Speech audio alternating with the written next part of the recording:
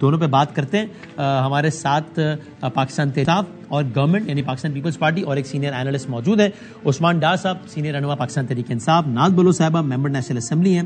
Parliamentary secretary میں climate change کی برائے پاکستان پیپلز پارٹی, اطہر کاظمی صاحب سینئر صحافی اور سینئر تجزیہ کار ہیں. آپ اگر اجازت دیں تو دونوں, تو میں اطہر صاحب سے آغاز کروں. اطہر صاحب آپ برطانیہ میں رہے بھی ہیں, ابھی ہم شو سے پہلے مذاق بھی کر رہے تھے, ہم نے آپ کو بچپن سے برطانیہ میں ہی دیکھا ہے, رپورٹنگ کرتے ہوئے سب کرتے ہیں. آپ اس کو کس طرح دیکھتے ہیں؟ آپ ظاہر ہے وہاں کا سارا معاملہ آپ سمجھتے ہیں, برطانیہ میں حتیٰ کہ عزت کے قوانین یہ وہ, تو آپ کی نظر میں کتنا سگنیفیکنٹ ہے یہ والی ڈیولپمنٹ؟ کتنا زیادہ یہ شریف خاندان کے حق میں ہے یا نہیں ہے یہ ساری ڈیولپمنٹ؟ دیکھیے ود ریگارڈز ٹو یہ جو سٹوری ہے اس میں جو ایک پوائنٹ ہے اس حوالے سے تو یہ سگنیفیکنٹ ہے. ایک اخبار نے معذرت چھاپی ہے اور اس کے ساتھ ساتھ اس نے یہ بھی کہا ہے کہ ہم یہ آرٹیکل نیچے اتار رہے ہیں اپنی ویب سائٹ سے, ہم آرٹیکل کو ڈی پبلش کر رہے ہیں. تو اس لحاظ سے تو یہ بالکل سگنیفیکنٹ ہے. لیکن یہ جو تاثر قائم کیا جا رہا ہے نا کہ یہ سب کچھ ہو گیا تو وہ انٹرنیشنل صادق اور امین ہو گئے, یہ صرف ایک مخصوص ایلیگیشن کے حوالے سے جو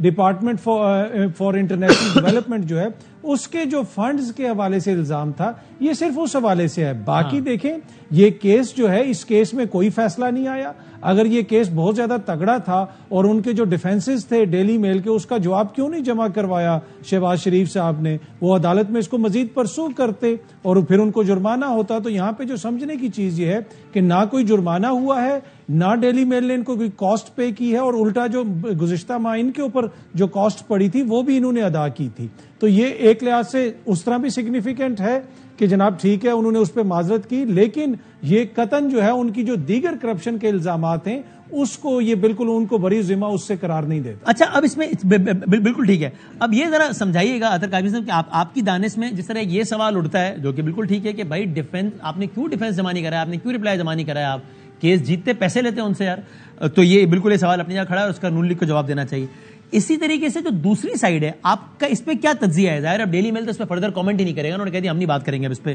ڈیوڈ روز نے بھی کہہ دیا کہ بھائی یہ انہوں نے بھی صرف سٹوری کے اس حصے کو کیوں نہیں حذف کر دیا, بلکہ کیوں پوری کی پوری سٹوری ڈاؤن کی, جو کہ ڈیفٹ کے الزامات سے ریلیٹڈ نہیں ہے بلکہ باقی منی لانڈرنگ کے الزامات سے ریلیٹڈ ہے.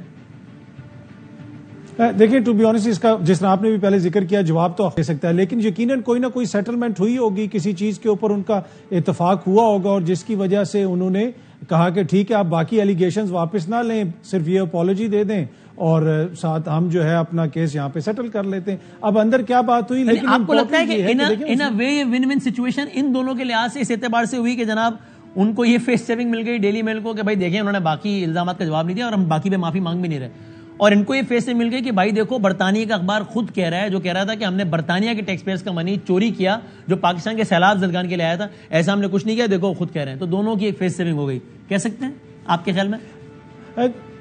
ان اے وے آپ اس کو کہہ سکتے ہیں, لیکن مسئلہ یہ ہے کہ پاکستان کے وزیر اعظم کے اوپر وہاں پہ اس طرح کے الزامات لگنا, اور پھر اس میں نیشنل جو آپ کے پہلے کرائم ایجنسی ہے اس نے ان کے جس طریقے سے اکاؤنٹ منجمد وغیرہ کیے, تو میرا نہیں خیال کہ یہ کوئی اچھا شگون ہے کہ دنیا بھر کے اخبارات اس قسم کی چیزیں لکھیں ہمارے حکمرانوں کے حوالے سے. اور شہباز شریف صاحب کے آپ کو پتا ہے 2 سال تقریباً اکاؤنٹ وہاں پہ منجمد رہے, تو آپ ایک ایسے ملک کے وزیر اعظم ہیں جہاں پہ جو ہے نہ ڈالر ہے نہ کچھ ہے, لیکن آپ حکمراں خاندانوں کے باہر کے ملکوں میں اکاؤنٹس وغیرہ ہیں, تو مجھے نہیں لگتا کہ سیاسی طور پہ اس سے ان کو اس طرح فائدہ ہوگا. ہاں یہ کریٹ کرنے کی کوشش کی جائے گی, اور اسی طرف ڈیوڈ روز نے بھی اشارہ کیا کہ پاکستانی میڈیا اتنا معصوم ہے کہ وہ کنفیوز ہو گیا. انہوں نے کہا کہ جناب یہ تو بالکل یہ ہو گیا اور انٹرنیشنل صادق اور امین ہو گئے, ایسی کوئی بات نہیں ہے, جو حقائق ہے وہ میں نے آپ کو بتا دیا. صحیح, ٹھیک ہو گیا. اس پہ ناز بلو صاحبہ any comment from your side اس سب پہ؟ بسم اللہ الرحمن الرحیم. وسیم دیکھیں یہ برطانیہ نے جس طرح سے برطانیہ میں ڈیلی میل نے اس سٹوری کو اپنی ویب سائٹ سے بھی ریموو کر دیا ہے, یہ ثابت کرتا ہے کہ جھوٹ کے سر اور پیر نہیں ہوتے, اور یہ بھی ثابت کرتا ہے کہ جو ڈیفامیشن لاز ہیں وہ بہت سخت ہیں برطانیہ میں. وہاں پہ it's not that easy to get away with a fake and a disinformation kind of a thing. وہاں اگر آپ جھوٹ بولیں گے تو اس کے اوپر یہ بھی ہوتا ہے ہے کہ آپ کو پھر اس کے بعد وہاں سے پوری ان کو سٹوری ریموو کرنی پڑی, وچ از ایویڈنٹ, جو اس بات کی گواہی دیتا ہے کہ اس میں مس انفارمیشن تھی, اس میں غلط خبریں تھیں, اور یہ صرف اور صرف ملائن کرنے کے لیے جو ہے وہ ایک حربہ استعمال کیا گیا تھا. مجھے یاد پڑتا ہے وسیم کہ ایک شہزاد اکبر صاحب ہوا کرتے تھے جو پتہ نہیں آل آف اے سڈن جیسے ہی پی ٹی آئی کی حکومت آئی تو وہ پیراشوٹ سے آ گئے, اور وہ آئے اور اس کے بعد ان کا ایک ہی کام ہوا کرتا تھا کہ وہ ہر دوسرے دن جا کے فائلوں کا پلندہ لے کر اور وہ 1 درجن سے زائد فائلیں لے کر روزانہ جھوٹ پہ مبنی پریس کانفرنسز کیا کرتے تھے. کبھی اس پہ الزام, کبھی اس پہ الزام, سب کو چور چور چور, اور چور چور کہتے کہتے خود توشہ خانہ کے اندر جب چوری کر بیٹھے, پھر اس کے بعد یہ ہوتا ہے کہ جناب 2 کروڑ روپے دے کے ہیرے جواہرات توشہ خانہ سے لے کر 50 کروڑ کی مالیت کی رقم میں جو ہے پھر فروخت کرنا, پھر اس کے بعد جو ہے قوم کو جھوٹ بولنا, آسٹیریٹی اور ٹرک کی بتی کے پیچھے لگانا, کبھی سائفر کا جھوٹ بولنا, کبھی بیرونی سازش کا جھوٹ بولنا, کبھی امریکی سازش کا جھوٹ بولنا, پھر یو ٹرن لینا کہ جی نہیں کوئی امریکی سازش نہیں تھی,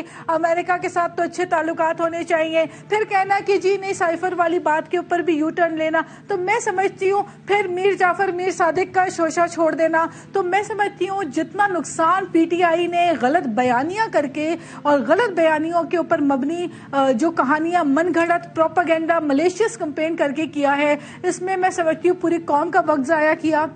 3.5 سال جھوٹ پہ مبنی پریس کانفرنسز کر کے عوام کا وقت ضائع کیا, عوام کو ٹرک کی بتی کے پیچھے لگا دیا, دوسرے تمام سیاسی جماعتوں کو لیبلائز کر دیا چور ڈاکو ڈکیت, اور اینڈ میں پتا چلا جناب ساری چوریاں اور سارے پیسے کہاں سے کہاں جا رہے تھے. آپ کی ساری گفتگو کے دوران عثمان ڈار صاحب جو ہے وہ اتھر کاظمی صاحب تو زیر لب, لیکن عثمان ڈار صاحب باقاعدہ مسکراتے رہے.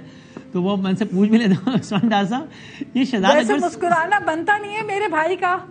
بھائی کا مسکرانا بنتا اس لیے نہیں ہے, مسکرانے تو اس لیے پابندی ہے, یہ تو حق ہے یار. میرے یہ بھائی عثمان ڈار میرے وہ عثمان ڈار ہمارے بھائی ہیں, لیکن یہ وہ بھائی ہیں جو ٹی وی پہ آ کے پہلے ہی بتاتے تھے کہ اگلے ہفتے نیب کس کو پکڑنے جا رہی ہے. ہاں خواجہ آصف کی خبر دی تھی, ہمارے بس میں نہیں تھی. وہ خواجہ آصف صاحب کی خبر دی تھی, پھر کہتے نیب ہمارے بس میں نہیں تھی. پتہ ہے کیا, میں اب یہ کہتے ہیں اچھا